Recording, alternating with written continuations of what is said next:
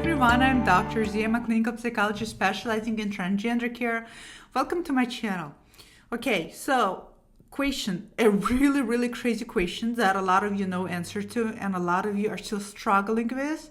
And that's, can you be transgender if you don't transition? In other words, if you decide not to transition, if transition is not for you, if elements of transition are not something you're interested in, does that mean you're still trans? I hear this quite a bit. I hear this quite a bit on social media where people say that you're not transgender until you transition, which is complete bullshit. Pardon my French. I had to say it the way it is because it's complete bullshit. Here's the thing about gender dysphoria. And I will do a separate video about this because gender dysphoria can stem from numerous factors. The two most predominant factors that dominate gender dysphoria symptomology are body dysphoria, where you don't feel comfortable with a particular body part because it denotes a particular type of gender. It communicates to the world a particular type of gender and you're not in alignment with the gender. So example would be, you don't identify as assigned female at birth.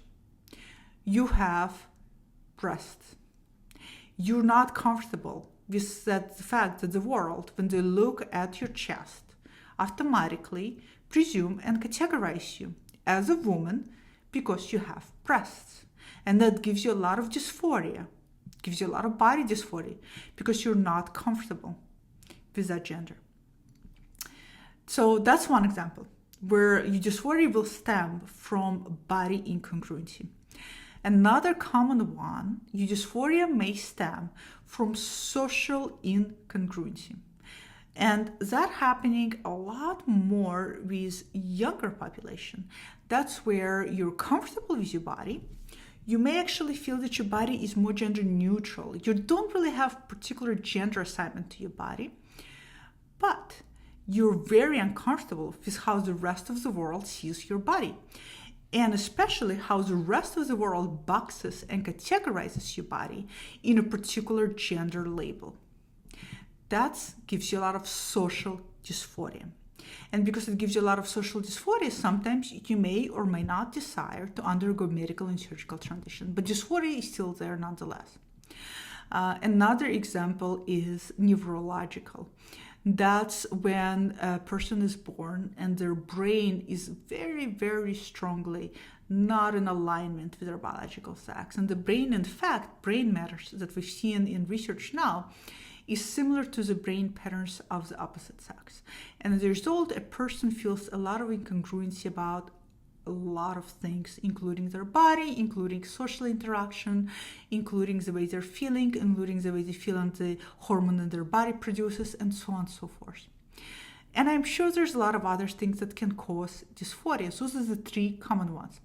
Here's the thing, all three of those things are going to elicit dysphoria. And for some of you, it's going to be only one, or it's going to be two, or it's going to be all three that it's going to cause tremendous amount of dysphoria.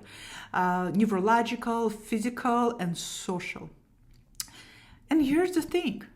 Some of you may not go through transition. You may want to, but you may not go through it because you have health issues, because there's financial hardships, or because the place in the world where you live at, that is just not an option. Others of you may not go through transition because you see your body as comfortable. You're okay with your body. You're not gender labeling your body. The rest of the world may be gender labeling your body, but you're not. So as a result, you may not decide to go through medical and surgical transition for that reason because you personally don't need it. And does that now suddenly means you're not transgender? No. Again, that's bullshit.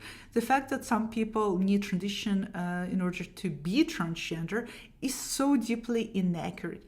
In fact, that type of mentality breeds the necessity of medical and surgical intervention for a lot of people who may otherwise not even need them.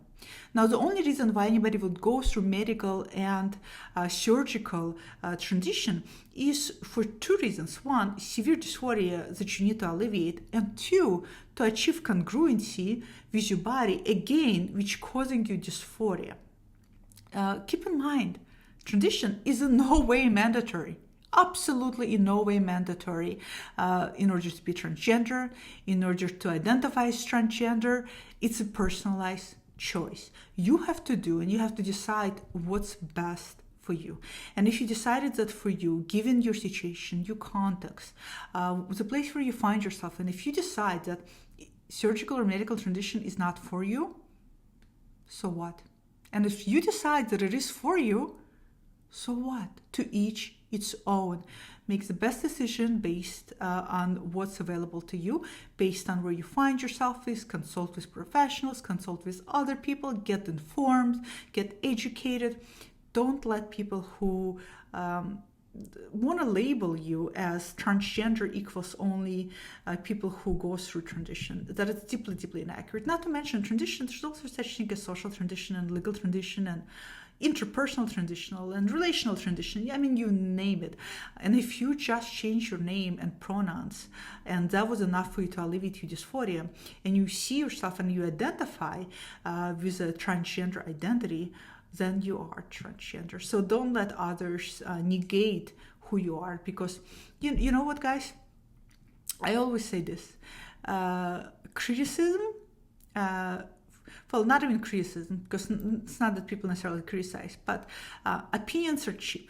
Opinions are inexpensive, and opinions are easy to come by. Everybody has an opinion. I have an opinion. You have an opinion. My dog had an opinion. So everybody has an opinion, and opinions are not really that relevant. It's just basically what people think. But what they think may or may not be relevant on a context and their point of orient. So keep that in mind. So comment below, let me know, have you ran into people who told you that you're not transgender because you're not going to transition? And how did that make you feel? Did you feel that invalidated your sense of identity? Or did you actually feel like it solidified your identity even more because it made you realize that you don't need it for yourself? So comment below, let me know. Love hearing your comments, and talk to you all next time. Bye.